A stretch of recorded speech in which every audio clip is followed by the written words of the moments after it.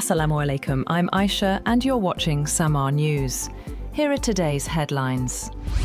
Iran has reportedly agreed in principle to reopen the Strait of Hormuz under a regional supervision mechanism, with mediation by Qatar and Oman bringing US-Iran talks closer to a possible breakthrough. According to Arab media reports, Iran has also conveyed positive signals to Pakistan regarding the initiative. Under the proposed arrangement, vessels entering the Persian Gulf would travel through an Iranian-controlled route, while outbound ships would use a route overseen by Oman. Service charges would be collected for maritime security and environmental protection. Hopes for easing Middle East tensions have grown after US President Donald Trump said Washington held very good discussions with Iran and suggested the Strait of Hormuz could reopen soon if negotiations continue. Reports said the US, Iran, and Oman are close to an interim agreement on restoring shipping through the strategic waterway. Speaking to Fox News, Trump said US and Iranian officials engaged in all-day negotiations and described the discussions as positive. He also warned Iran against withdrawing from the negotiations.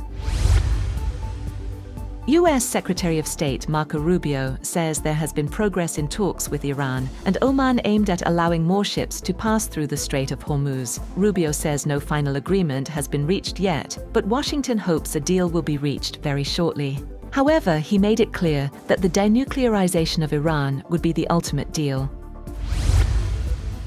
Meanwhile, US Treasury Secretary Scott Bessent has said that Washington could reach a deal with Iran by Wednesday to reopen the Strait of Hormuz. Speaking to CNBC, Bessent says the agreement would restore freedom of movement through the vital waterway and help stabilize global energy prices.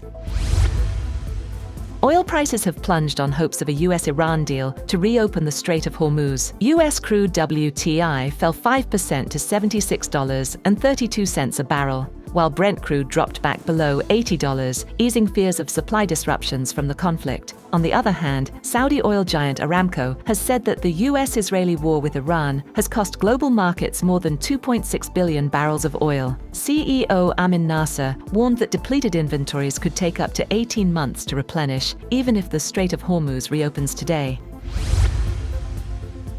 An Indian-flagged vessel has sunk in the Red Sea near Yemen after being struck by a projectile, with all 14 crew members, including 13 Indians, safely rescued by the Yemeni Coast Guard. Yemen's internationally recognized government blamed the Iran-backed Houthi rebels for the attack, though the group has not commented. India's foreign ministry said it is coordinating with Yemeni authorities to assist the rescued crew. The incident adds to growing concerns over maritime security in the region amid repeated attacks on commercial vessels.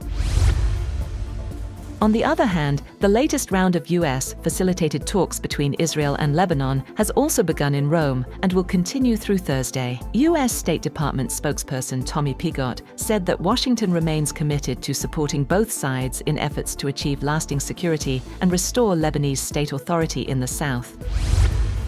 That's all for now. For more updates, visit www.samaa.tv. Thank you for watching SAMAA News.